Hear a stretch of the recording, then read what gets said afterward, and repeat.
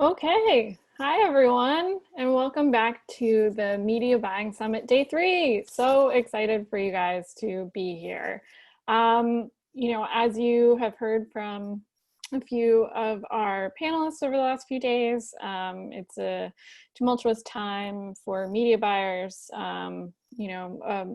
A few weeks ago, I wrote a piece about how some media buyers are struggling with their mental health, just in this environment where everything is, chaotic and plans are being replanned, and it's a tricky time. So just wanted to set the stage and tell you all I'm very excited for you guys to be here. All right, so today is day 3 of the Media Buying Summit. Thank you to our partners. Take a look at them. There they are, who have helped us put on this event. And let's take a look at who's here. Just as a reminder, some great attendees. If you haven't been to a virtual Digiday event before, if somehow day 3 of the Media Buying Summit is your first Digiday event, you can still network. Doing so will be through Airtable. Click that link, put in that password, create a profile, and try and chat with some of the other folks who are there. So during this session, I'm sure you guys have used Zoom before, but if not, you can still ask questions. There's a Q&A feature. If you just look down at the bottom of your screen, you'll be able to click Q&A, put a little chat in there, and then I will ask your question. Today, you will hear from Jess Richards. She's the EVP Managing Director of E-commerce at Havas Media. I'll be chatting with her about the key trends in commerce. After that, you'll hear from Jonathan Digiday. He's the CEO of Adnami, about programmatic digital out of home and how that's driving performance results for omnichannel marketers. Love to hear about how out of home is doing in this time period. And then after that, we'll wrap it up with Brian Weiser. He's the Global President of Business Intelligence at Group M. He will take us through what is what. So first up, I would love to bring up Jess Richards to the stage. Jess, so excited to have you with us. It'll just take 1 second as we get Jessica's video going.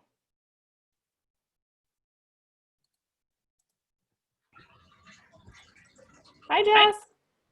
Hi there, how are you? I'm well, how are you? Good. For a second there, it popped me off. It happens, it really does. Well, Jess, thank you so much for being here, really appreciate it. I think, maybe the best way to start, it feels a little strange each time to be starting a panel by being like, okay, so like in March, this thing changed, but it does kind of table set where we are with commerce. So first, I just want to ask you, in March, everyone went home, they stayed home, shopping went online, e-commerce surged, and shopping habits in general changed for a lot of people, while stores have reopened and many people are going there. A lot of people are still opting to shop online. So how does that change the landscape for media buyers? Yeah, I think it's incredible to think about, right? If you look at some research I've looked at, says we've gone through 10 years of transformation in the first 2 months of the pandemic. And for a lot of brands, that is a difficult thing to be able to prepare for. No one was prepared for that.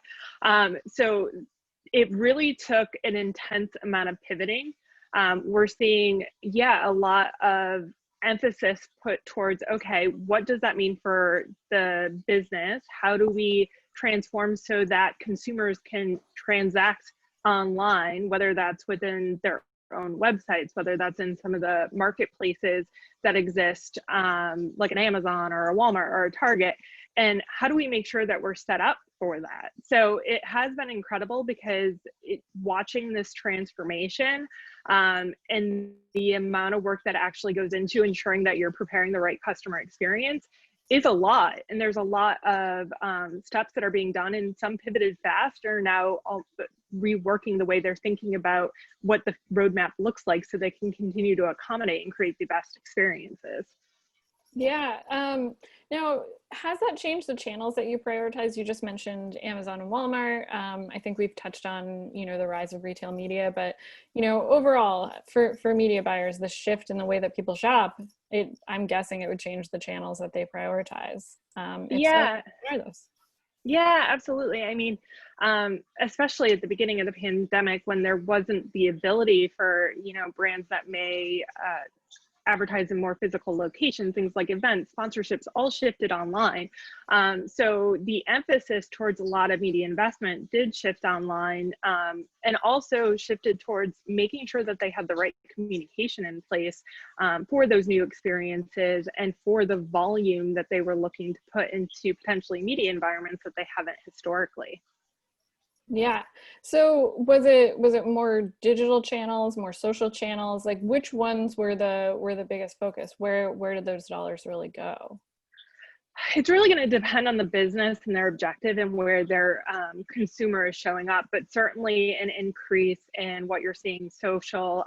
I mean, if you think about the way even the partners are leaning into what commerce means within social environments, there's so much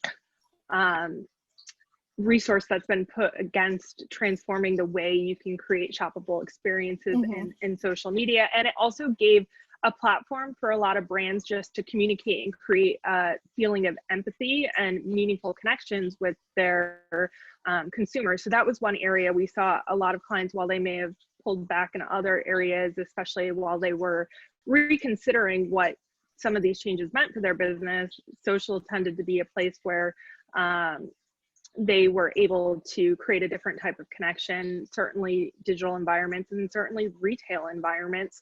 But certainly that was dynamic as well, because if you think about fulfillment and shipping logistics that took place at the beginning of the pandemic, those were all elements that needed to be taken into account when brands were thinking about the way their customers were interacting with them right now.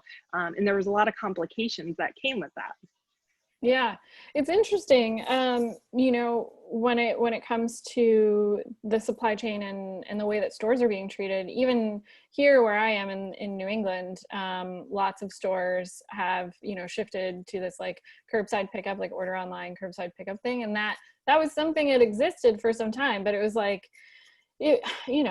I don't have children. Like I didn't need curbside pickup before, but now I'm like, I don't want to go into your store. I will absolutely sit in my car and wait for you to come out to me. And I do wonder about, how you communicate that and, how that has an impact on the media buying experience. I think, from when I think about it, how it applies from a media perspective, it's before you're putting your investment heavily into channels that may send to places to transact, you need to make sure that you have the proper setup. So if you are communicating that you have certain pickups, or you can buy online and get it in a certain amount of time, honestly, it needs to be transparent and there needs to be expectations set. I think customers' expectations are higher than ever. We've done a lot of research on the overall shopping experience, and even being a consumer myself, what that means. And sometimes it can be really difficult. And the way I know my team thinks about it is, how do we look at what the barriers are? What are the things we hate about shopping? And how do we make sure that even when we're preparing media plans, that we're thinking about all of those things up front? How is the content and the way we're communicating what's available for purchase, the way it's available for purchase, the timing for delivery? All of those need to be part of any planning process, even when you're thinking about the media mix, because ultimately, if you're going to put investment into something that's sending these environments, and then the goal is ultimately to drive sales, it's going to be, you're not going to be as efficient if you haven't thought about the whole experience and haven't optimized that from an end to end. And some of that is going to have to happen once you're in market, because you're going to see that communication. So it's really important to be as responsive as possible once you are in market, so that you understand your consumers, you're taking feedback that you may be receiving, and able to respond to that quickly, which can be difficult right now because a lot of these new environments, honestly, are walled gardens. So some of the data, it takes time to get, it takes time to aggregate, and it really is required a different type of resource for brands and businesses to operate in this new environment. For sure. Do you feel like there's been a shift in the way that people are thinking about customer experience overall? I mean, I feel like you just touched on that, but you know, obviously the customer experience is different. Absolutely. If they're not, they should be. Yeah. I think understanding your customer and the type of experience, and it's not only about the experience you're supplying to them, but it's understanding the experience they want and the way that they traditionally transact or may want to transact, or potentially where you know source of customers. So it's so critical. I know I keep talking about it, but I think creating that experience that's meaningful to the customer based on the knowledge and the insight you have about them and the way they behave is so critical. So again, it really is knowing end to end what's happening from a customer experience. The way you show up on Amazon, the way you show up on your website, consistency of pricing and inventory, and knowing those logistics, because things being out of stock, all of that actually has a huge impact in the effectiveness of your media in any of those environments, whether they're driving to your website or whether they're purchasing in one of the retailer marketplaces. Yeah, are marketers talking about the UX of their website and the UX of like a retailer's website a lot more? I mean, you just mentioned Amazon, but I would imagine, you know, everything's online, how your website looks and functions, and that experience matters a whole hell of a lot more. Absolutely. And you know, you want the way your brand may have been represented in a physical location for those brands that may have been retailing a lot more in store to be reflected in the environments that you're creating in other retail environments. So as much as it is about the consistency and being able to create the best navigation. And when I talk about best navigation, again, it goes back to knowing your customer. The more you understand about your customer or set up with from a data perspective to create that personalization, all really critically important. And it is a representation of the brand. So the quality of that is really critical at this time. Yeah, definitely. You know, early on, again, like back in the spring, you saw PepsiCo and like a few other, you know, major marketers that hadn't really gotten into the direct-to-consumer space as much, create their own sites and try and drive traffic there. And it seems like, you know, they realized that in the switch to e-commerce, like owning the customer experience, being more direct to consumer mattered more. I mean, all of these giant companies have wanted to get more D2C for some time, but they've been doing that by like acquiring D2C brands. And then, you know, you had like, what was it, snacks.com?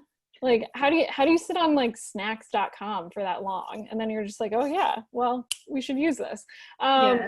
But do you think that this push from the bigger companies to, you know, build out those D2C channels, do you think that's going to continue, or was that like a flash in the pan for this moment where everyone was at home?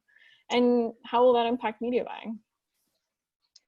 No, I don't think it's a flash in the pan. I think it's actually conversations that were happening across many organizations for some time. It was on the roadmap, but wasn't prioritized to the degree that we're seeing it be prioritized now.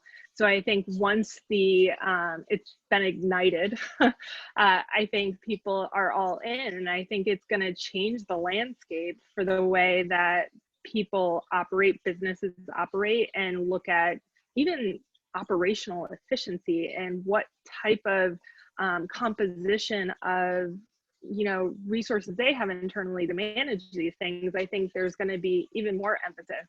I think as marketers, we've all been talking about this transformation for quite some time, but not all brands and businesses were ready for it. And now they didn't really have, it no longer was an option of priority, it was a necessity. So it certainly, I think is going to take off. I mean, the amount of brands we're working with that are all in right now and continues to be a growth conversation. The way I think that translates to media is it certainly is going to be thinking about how do we bring those different environments forward to the customer? How do we continue to manage and get a better handle of the data that may be coming from these setups and structures that are now being put in place to be able to inform the decisions we're making across media, and what that means effectively. And I don't mean just volume data. I mean, okay, what do we now know about the customer as it relates to what they're buying, what the value, lifetime value, what the incrementality is, and then taking that information and being able to invest in a more intelligent fashion is going to be critical. Yeah, that makes a lot of sense. I mean, I also think, when you're talking about these giant companies, owning these different channels, like where PepsiCo shows up on all of those different channels, totally different from the way that like a tiny D2C brand shows up, and like the amount of data that a D2C brand is in control of, like you have a much clearer picture of how you have acquired that new customer if you are a tiny D2C brand. One other thing I think we should probably talk about, I think we've touched on it a little bit, is just the supply chain issues. People wanted bikes at the beginning of things and they couldn't get them because there was a high, so demand was so high and supply was so low. Personally for me, I bought a bike in August and it took months to whatever, it's a whole thing. But anyway, the supply chain issues of it all, like how are brands and media buyers managing that? Because it still does seem to be an issue. I don't know, how do you deal with that? Yeah, I mean, I feel you because I didn't get a bike, but I got a Peloton and it took much longer because everyone was on that chain.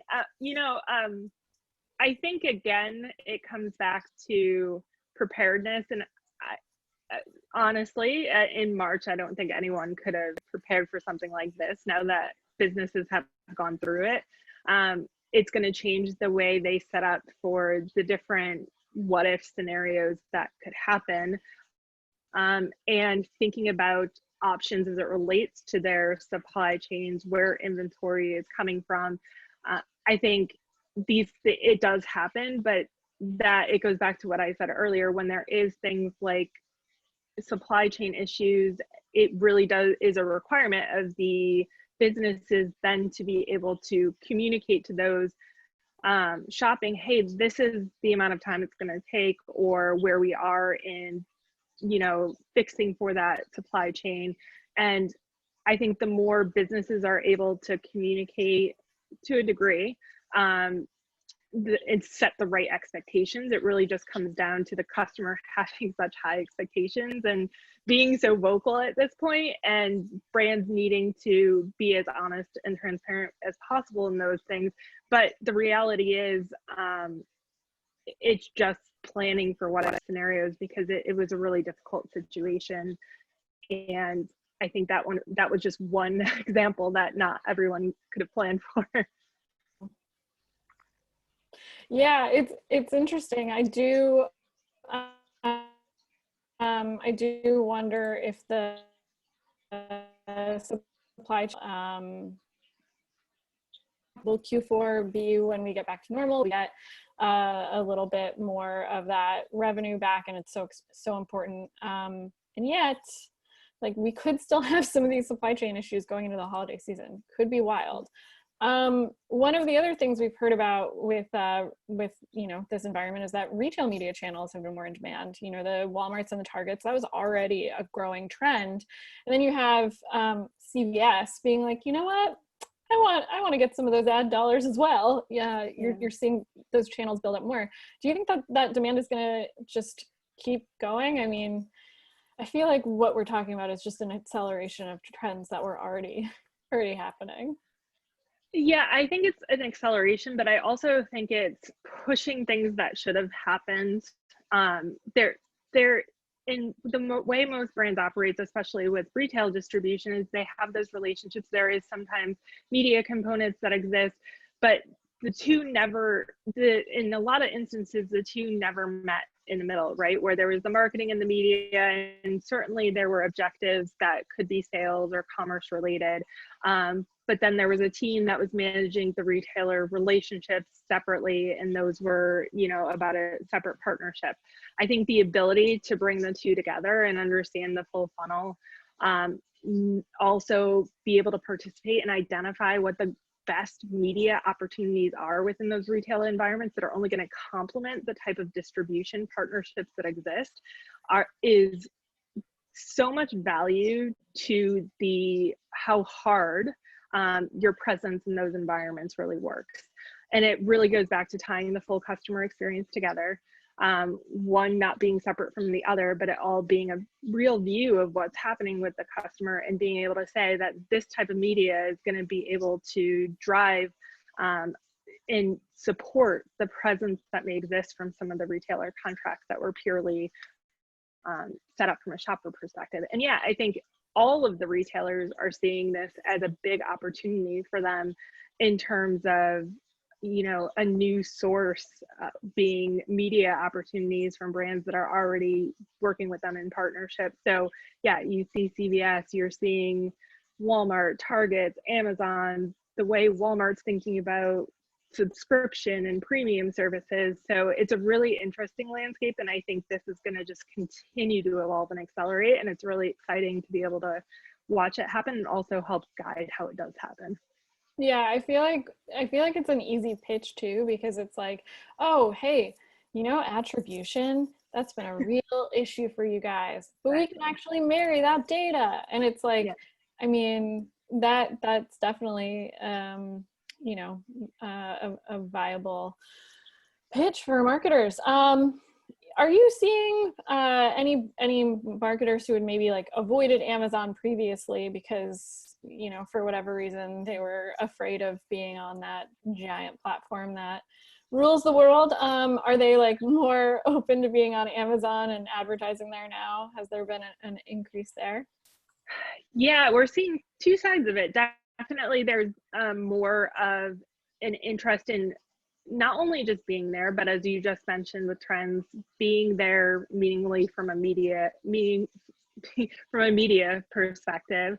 And also those that may have been heavy distribution through retail, investing in their own backends to create a DTC environment so that they are actually able to see what they can capture of their customers. So I would say there's actually two streams happening. The brands that were really heavy in just retailer and marketplace distribution being like, hey, it's a critical point, which I know we talked a lot about, to create our own now. But those that are realizing the amount of volume and the amount of consumers that have increased and being able to see those data trends and saying, hey, it's worthwhile for us to invest even more now. Yeah, it's definitely an interesting time. I actually saw, you know, one D2C brand talking about how they had launched on Amazon, and then they had, you know, gone with retail partners, and then they had made their own D2C site. And it was like, that's totally antithetical to what you generally hear with D2C. Yeah. Well, I think we're out of time, but thank you so much, Jess. Thank you for being here today, and appreciate your time and these trends. It's great to speak with you. Thank you. Awesome. Thank you for having me. I really appreciate it. Of course. Okay, so next up, you guys will hear from Jonathan Godai. He's the CEO at Anami. He's going to talk about how programmatic digital out of home is driving performance results for omni-channel marketers. Welcome, Jonathan. Hello. Good morning. Morning. How are you, Christina? I'm so well. I love your sweatshirt. Super bright. I'm going to hand it over to you now. Okay, sounds like a plan. Great.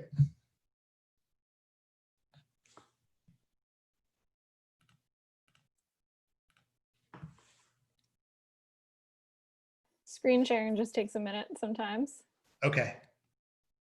but it should work in a second.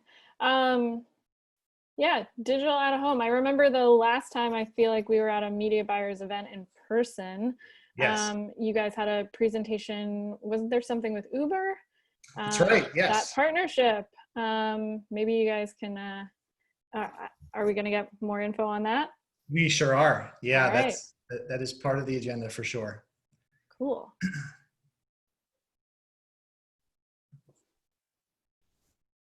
And while we're waiting, just wanted to say hello to everyone from a sleepy little town called Las Vegas. That's where we're based. And yeah, we're excited to talk to you guys about the latest in programmatic out of home and how we're mixing Yeah. targeting. So David, sorry, I said David, but I meant Jonathan. Did you share your screen? Did you click the button at the bottom? You see share screen right there. Okay. There we go. Are we in business? Okay, great. We're in business now. All right, you take it away. Thank you. All right, thank you. So thank you all for joining today. As Christina mentioned, my name is Jonathan Digiday, and I'm the CEO of Adomni. And I'm excited to talk to you about how programmatic digital out of home is driving performance results for omnichannel marketers. And oftentimes when I'm at trade shows, I see presentations that I want to learn more about or actually get a copy of. And so if you guys ever wanted to download this, you can go to adomni.com/Digiday and get a copy of the presentation. So quick little background on Adomni. We are a marketing platform that helps advertisers reach their ideal consumers in the physical world. And we do that over a demand side platform on adomni.com. And we also have recently launched a brand new ad network with Uber called Uber. And we're really excited to tell you guys about what's been going on because there's been a lot of change, a lot of innovation happening in the digital out of home world. And ultimately what it all kind of comes down to, and really the theme of this presentation, is how attention drives results. And the tough thing about this day and age, whether you're in COVID or not in COVID, is that to actually attract that consumer attention, it's getting harder and harder. And so as marketers, and that may be why you're here today, we're looking for new ways to drive better results, new ways to connect with audiences in more meaningful ways, and also do that in a climate that is fragmenting more and more by the day. And so that's really what digital out of home and really out of home at large is helping to solve. And this summer, Nielsen put out a brand new study that actually quantified how influential digital out of home is in terms of influencing consumer behavior. So the first stat that came out of that study was that 66% of consumers who see an ad on a digital out of home screen end up taking a measured action, whether that's going to their website, visiting the store, watching the TV show. So think about that. By putting out an ad in the physical world and doing that for enough time, you have the ability to have someone on their smartphone go and learn more about that. And 2 out of 3 people will actually take advantage of that. And 34% they found actually do a search. So they'll open up, take the phone and go to Google and search for that brand, search for that product after seeing it. So really big numbers when it comes to ad recall. And the other thing that's kind of recently been quantified is the impact that if you're buying social media ads, so if you're buying Facebook, that if you pair that with digital out of home, you'll see better return on ad spend. And this is from Facebook.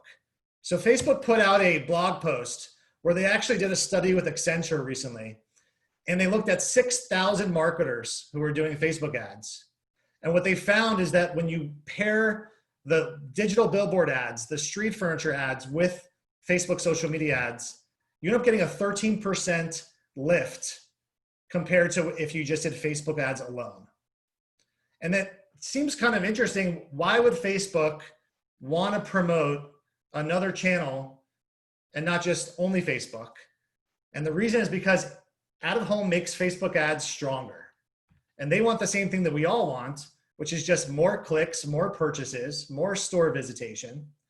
And if you put that into dollar terms, let's say you put $100,000 into Facebook ads alone, and you're looking for a 3x return, you get $300,000 of return on ad spend.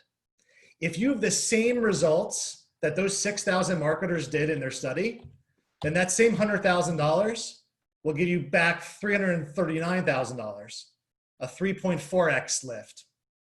So that's what it's really about, is how do we as marketers find new ways to take advantage of the platforms around us, the screens around us, to drive a better outcome. And really, the change is happening quickly. And in the digital out-of-home space, there's been 4 gigantic leaps forward that even in 2020 have been happening, and COVID in some ways has actually accelerated. The first is the accessibility of the inventory, the scale of the inventory, the ability for marketers to do hyper-targeting based upon your ideal audience, and then to actually measure and see the results. And so what we've seen, and I'll go through this over the course of the next few slides, is that there's more buy-in platforms. The inventory is now larger than ever before. Mobile location data is helping you optimize where to advertise. And then most importantly, you can now report on your KPIs with digital out of home being as a standalone item measured into the mix. So better performance and a channel that's been around forever that's now being modernized to be combined with the lower funnel direct response mediums to actually drive better outcomes. So let's talk about scale first, or accessibility. So omni-channel DSPs, there's been a lot of movement in digital out of home where it's moved as a new channel in the omni-channel DSPs.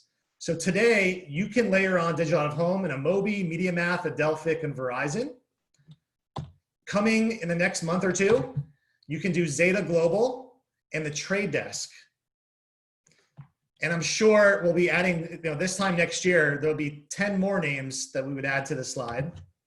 And then there's also channel demand side platforms like ours. So Adomni, Vistar Media, Hivestack. So bottom line, it's never been easier to buy digital out of home than right now. And obviously we're with Adomni, so I could speak most to that. And a lot of the next slides are going to talk about our experiences and what we've done with our platform.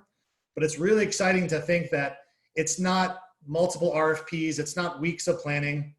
Hands-on keys, your DSP of choice, you can buy and measure in real time. So we had presented on February 26th, Christina mentioned at the Palm Springs Summit. And at that time, Adomni had 161,495 connected screens, which was about 30 billion impressions. Since then, and COVID definitely has helped us as an industry connect more inventory, we now have added 75,334 more screens. And this is what it looks like right now. 9,852 cities where you can target programmatically 45 billion monthly impressions. And 95% of these impressions are video ads. When it comes to the types of screens, it's everything from your digital roadside billboards, so Lamar, Clear Channel Outdoor, out front. You've got Uber, the latest ad network that's putting video screens at the street level, doctor's offices, grocery stores.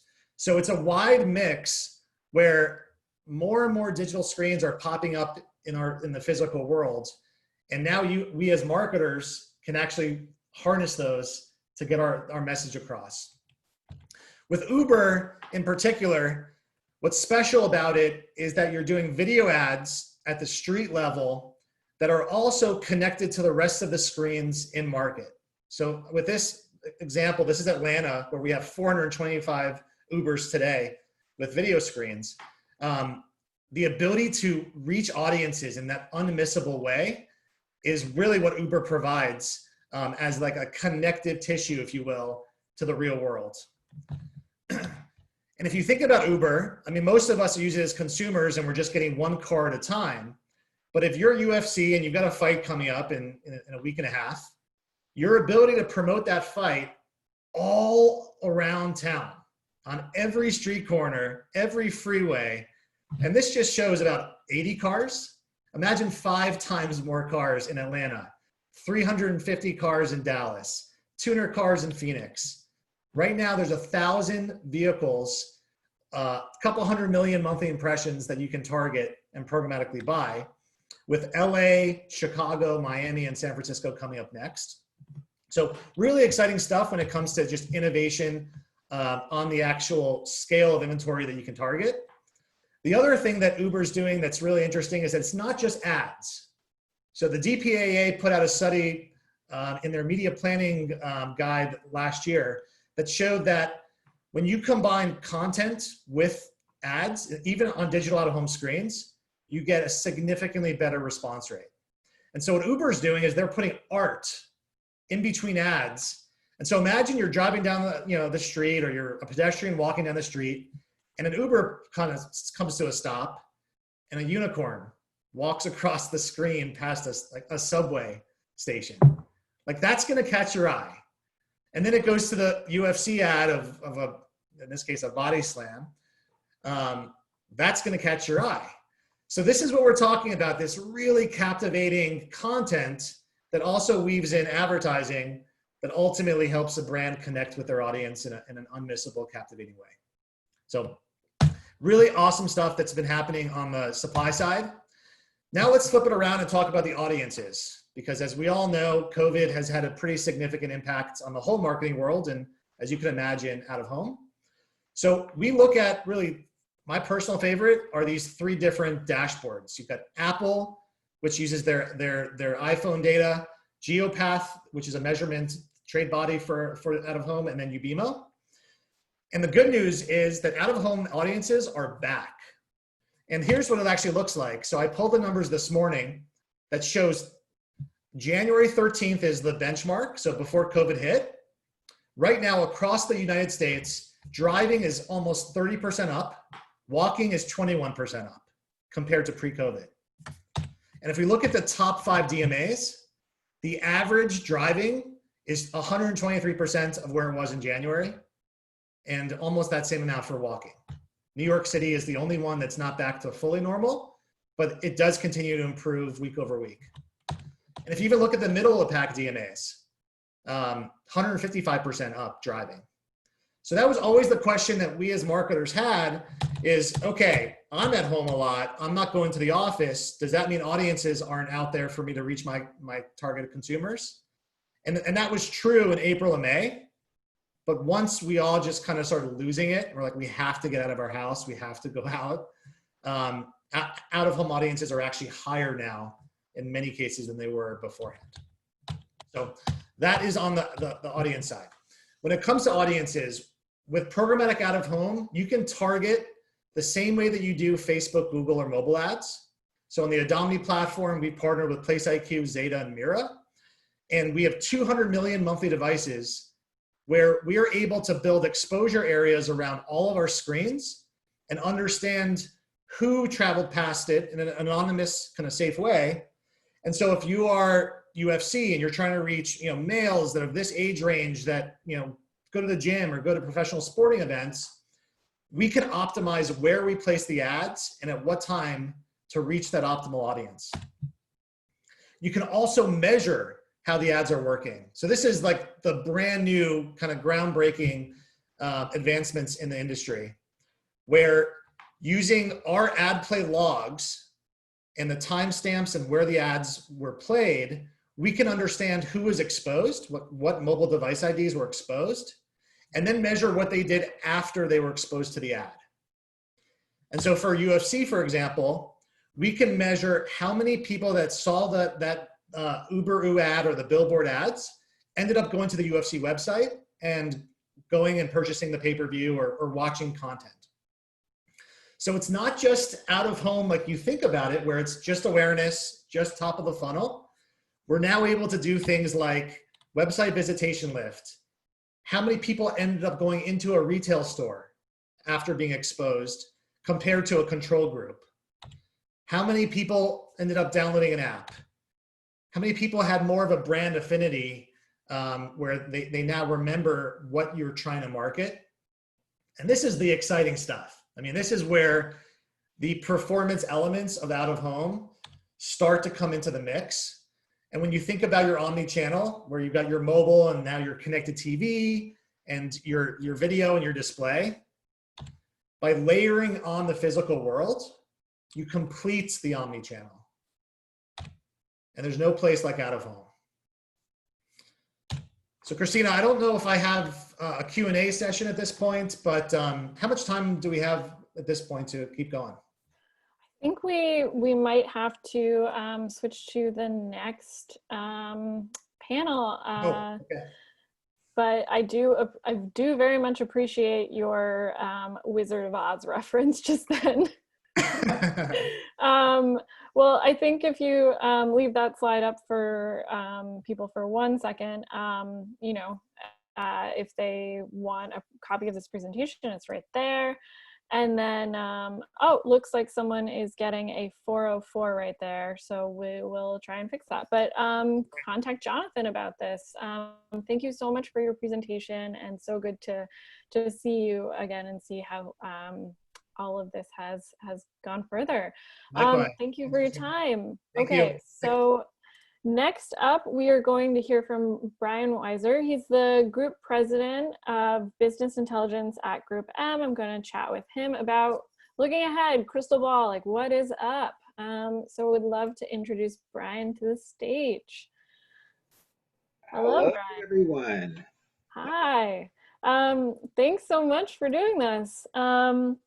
I feel like probably the best way to start is just to ask you, you know, there's been a lot of focus on when's marketing going to return to normal? Like, when are we going to get the budgets that we had pre-COVID? When do you expect those budgets to return? What do you think?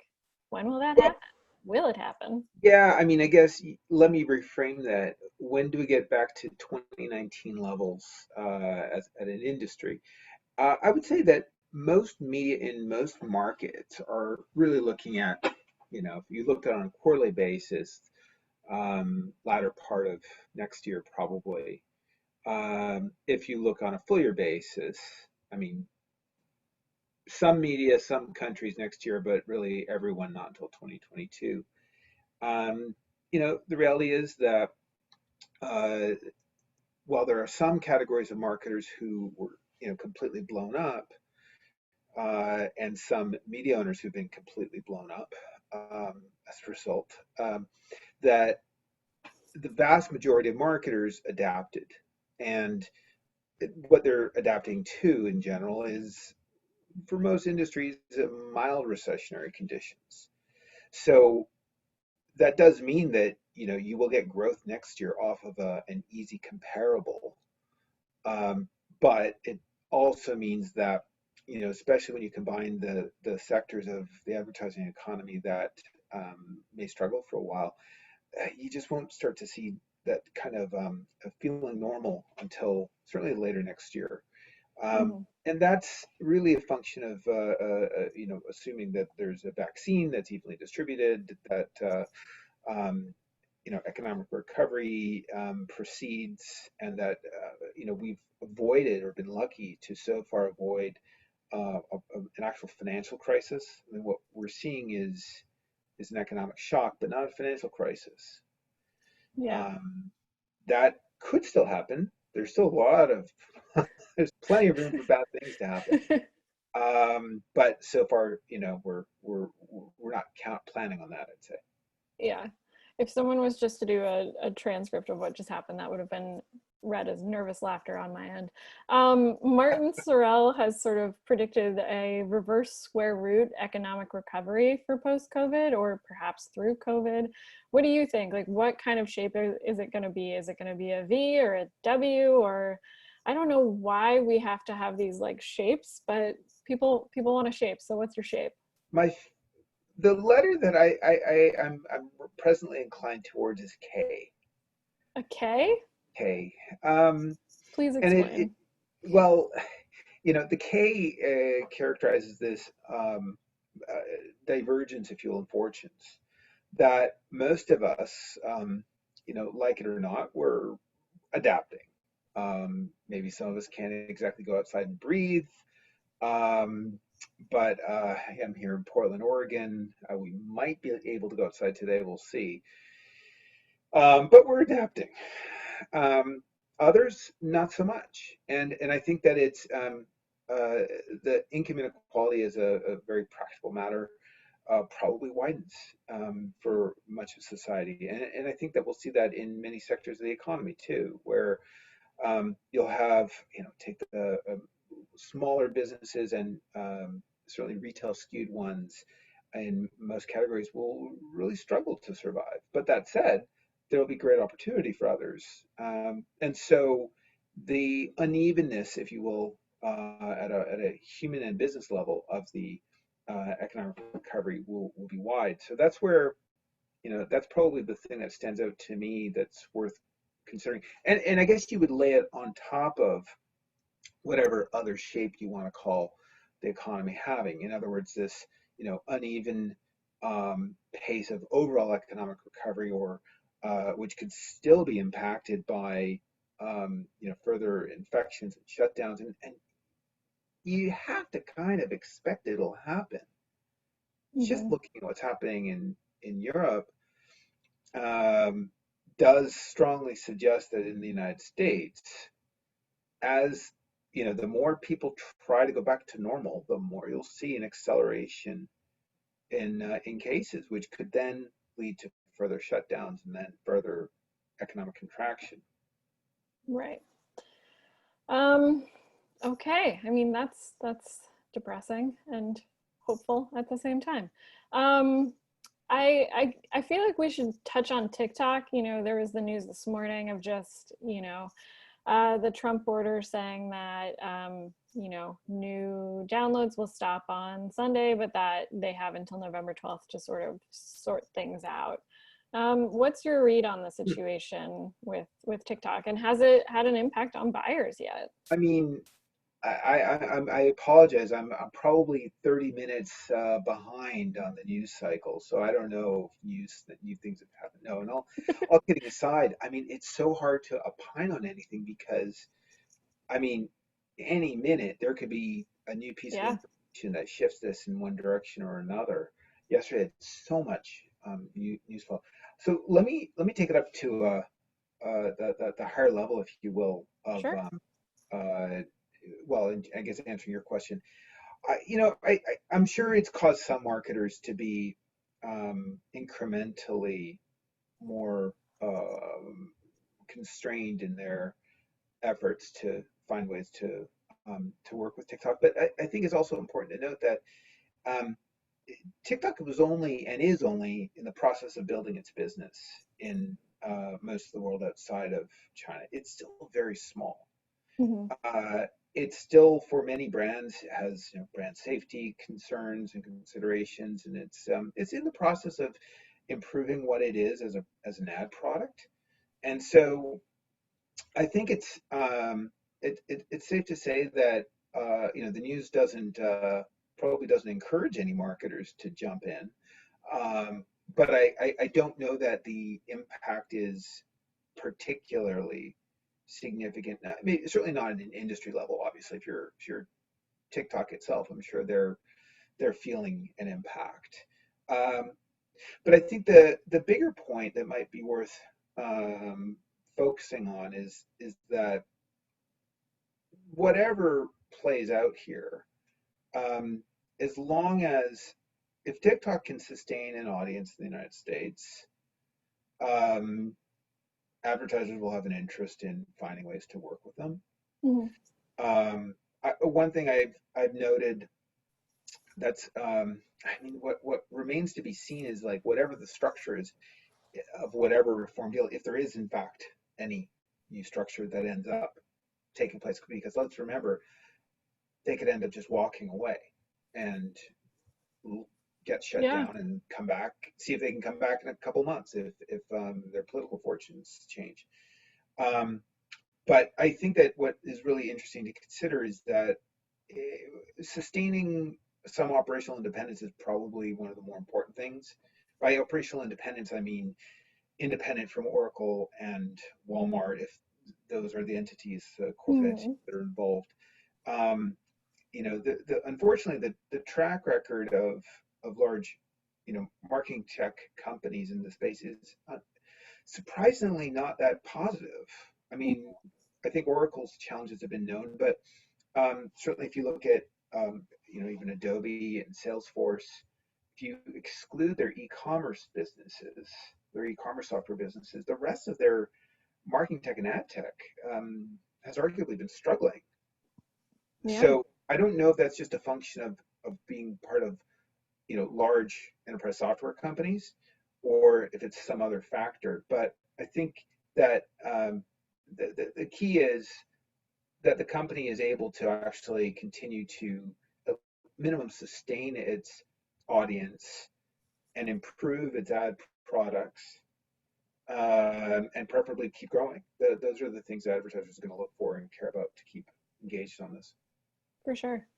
Okay, so to sort of, pan out again, has the past 6 months only entrenched dollars with the likes of Facebook and Google and Amazon? Like, are the what is it, triopoly only going to get more dollars in this environment? Well, it depends on your definitions. Mm-hmm. Certainly, mathematically, if they've fared relatively better than the overall industry, then yes, that has happened, undoubtedly. At the individual marketer level, I think it's safe to say that there are a few marketers who want to concentrate the media partners they work with to a level of only a couple. I think that the changes that have occurred over the course of the last few years and are likely to continue happening, i.e. with restrictions and data sharing, as with GDPR, as with what probably happens with IDFA, has the effect of benefiting the biggest players, because the relative advantage they have with data is superior, and the opportunities for others to compete is diminished, I'd say. But with that said, I think that there are also efforts on the part of larger marketers to find ways to diversify who they work with so that they're less dependent on a small number. It's interesting though that, again, so much of Facebook's growth in particular has occurred because of small business and growth. I'm still so floored by the data that we've seen from the likes of Shopify, which is probably our best proxy to look at. The one going into the pandemic, we could look at what was happening in China and try to get some clues, and we could try to use intuition and say, well, gee, this is going to be really bad for small businesses if there aren't serious protections put up to support them. I would argue those protections weren't really put in place in a meaningful way, or a sufficiently meaningful way. But what happened that surprised me was the degree to which small businesses, maybe in a struggle for survival, aggressively pushed online to a degree that I don't think we counted on. And so when we saw, certainly in the numbers, that, again, looking at Facebook, let alone Google, and Shopify put together, you really could paint a picture about how the first place you go to if you're a small business would be those two platforms, or first and second place. So to the extent that individual marketers newly arrived are going to spend money somewhere, it's going to be them. And that means that's a slightly more nuanced way of saying that the industry level concentration that has increased does not necessarily reflect the concentration that might be increasing at the individual advertiser level. For sure. That makes sense. Yeah, I think, there is always a lot of focus on, what these major marketers are doing, but, a good chunk of the ad dollars on Facebook, it's small businesses, and they didn't really opt into the Facebook boycott, which brings me to my next question. Is there a real impact of the Facebook boycott? That happened in July. It felt like we talked about it for 2 weeks and then not really as much anymore. What's your take? Yeah, I mean, I think that it's safe to say, I mean, we certainly got a Facebook report their earnings in July, and certainly provided guidance that indicated that the impact was pretty diminished, or limited. Uh, and yeah, this advertiser skew is certainly at play here, and it comes down to the fact that consumers continue to use the platform and small businesses continue to use them. I mean, it's kind of interesting that, let me just say that, first of all, every advertiser should figure out for themselves what the right strategy is for themselves with respect to who they partner with, why they partner with individual media owners, and if their values align or don't, or if that matters or it doesn't matter. What's really interesting, though, and I think where there's not always enough focus, and this is very much a generalized view on all attempts at boycotts for any given media owner, and so it could be in cable news, it could be print, could be elsewhere. The biggest single problem is that consumers continue to use those platforms, and it's interesting. I mean, advertisers will generally seek to reach audiences, and it's generally the case that if consumers collectively change their behaviors, you'll see changes in advertiser behaviors. If you don't see changes in consumer behaviors, you won't see as many changes in advertiser behaviors. Um, and and so at the same time, it's also important to keep in mind the revenue skew of a media owner. And again, I'm not talking about Facebook specifically. I'm talking about all media owners that have been subject to concerns of bad behavior, or socially problematic activity. If a cable network is primarily dependent on affiliate fee revenues, really should the question be, why aren't consumers canceling their cable? Right, right. Like, rather than on the advertiser. Yeah. Again, if the problem is, I mean, maybe there's consumers who are hate watching or hate paying. I think with a lot of the business, it does seem like there's a lack of understanding of those revenue streams, where people will yell about the My Pillow guy supporting all of one program on one channel, which I think everyone knows what I'm talking about. I don't need to say exactly who it is, or call them out, but people will yell about that. But then it's like, yeah, as you're saying, it rhymes with socks shoes, right? yeah. But people don't understand that Fox doesn't really need that ad money as much as they think they do. Yeah, I mean, but I think the general point is that certainly every marketer needs to figure out for themselves what the right way to engage with consumers is, and whether or not appearing in one environment or another is right for them. And unfortunately, fortunately or unfortunately, I mean, it was interesting.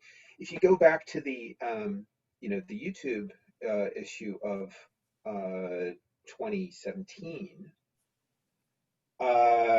it was very immediate and sudden in terms of the impact. Again, as an analyst watching this, I mean, I certainly wrote about it a lot at the time. And I don't think the industry necessarily appreciates just how, and certainly Wall Street didn't appreciate how significant that impact was. They changed their reporting immediately after that. Like, they no longer disclose UK numbers immediately after that happened, right? And so we don't actually know with any certainty, but it was almost certainly true that there was an impact. And there, I think the issue was that, for some reason, despite your very own Jack Marshall having written about these issues, what, 3-4 years prior? Yeah, he was early on it.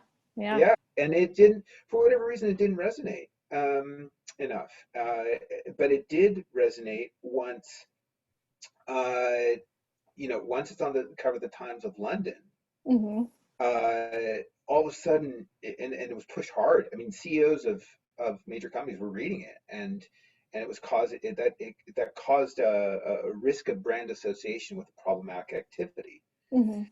Um, yeah. Okay, I think we have to wrap it up. So I'm just going to ask you one more question. Advertising always leads into a recession and lags out of it. So how will this affect the advertising recovery? Or does that truism not hold up in this environment? I'm guessing by your face, it doesn't. Yeah, that's a truism that doesn't have any empirical basis. It's concurrent. I've heard that leading and lagging thing. No, I mean, I've Yep. tried to model it on a quarterly basis. Can't prove it. It's concurrent. So in other Hmm. words, if economic activity goes up or down, the correlations are concurrent. So as the economy improves, generally speaking, you would expect advertising improvement. The two metrics, again, depending on the market you're looking at, in the United States, the two most important metrics that uh, correlate most tightly would be personal consumption expenditures and industrial production. In some markets, it is GDP that's a better metric. Um, this is a unique economic environment, and so it's not necessarily clear that historical correlations will continue as they did going forward. But generally speaking, I would count on concurrent growth on a year-over-year basis in economic activity should correlate, roughly speaking, with a change in the trajectory of an advertising economy. Got it. Okay. Thank you so much, Brian, for your time and your attempt at a crystal ball to guess what's to come. Thank you for being here today. We really appreciate your time. All right. Thanks a lot. Okay, so next up, I'm just going to take you through a few of the key takeaways from the last few days. It'll just take a minute. All right, so the holiday season is more important this year. Doug Rosen, the Chief Media Officer at 360i, spoke about how important the holiday season is going to be. Because of the election in November and ongoing concerns around the economy, retailers are extending their holiday season by a whole month. So instead of promotions or campaigns starting in November, they'll start in October. I would also guess that that has to do with, concerns about supply chain or, the time it might take to get a package to people as well. 360i is already advising clients to spend 40% of their Q4 budget in October and leave 5 to 10% on the table. I mean, for anything unplanned. So, I think we're gonna see a lot more holiday sales stuff starting in October. Media buyers are continuing to eye retail media, as we were just talking about with Jess. The growth of retail media was already happening. Walmart and Target were pitching buyers. Kroger was big in the space too. Execs have been speaking about the rise of retailers as media owners for some time. And with e-commerce sales growing exponentially this year, it's creating new opportunities for Walmarts and Kroger's and, as mentioned, CVS. So in turn, agencies are having to adapt and think about things like the logistics when it comes to media planning for these sites. I mentioned this on the first day, but social media channels, there's a lot that have been a lot more tumultuous. You have the Facebook boycott, which we had just spoke about. And then, TikTok has been in limbo, for some time. And with today's order from President Trump, that almost extends the limbo to November 12th. I mean, who knows? All of this could be sorted over the weekend. We shall see. And then you just add into that the normal Q4 insanity, where social platforms and CPMs are, much more fluctuating much more with the market than, you've got a difficult social media landscape. And then lastly, this move from brand safety focus to a brand suitability focus when it comes to the news.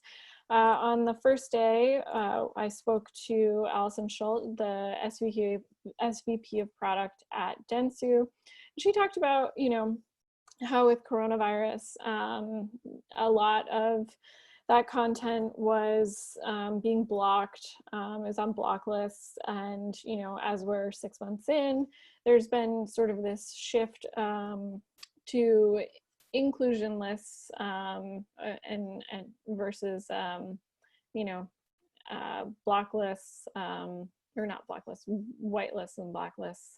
There's been a change in the way that we talk about those lists, but also just, you know, people are trying to not only just like block a few sites that they're aware of, but to make sure that they're appearing next to content that works for them.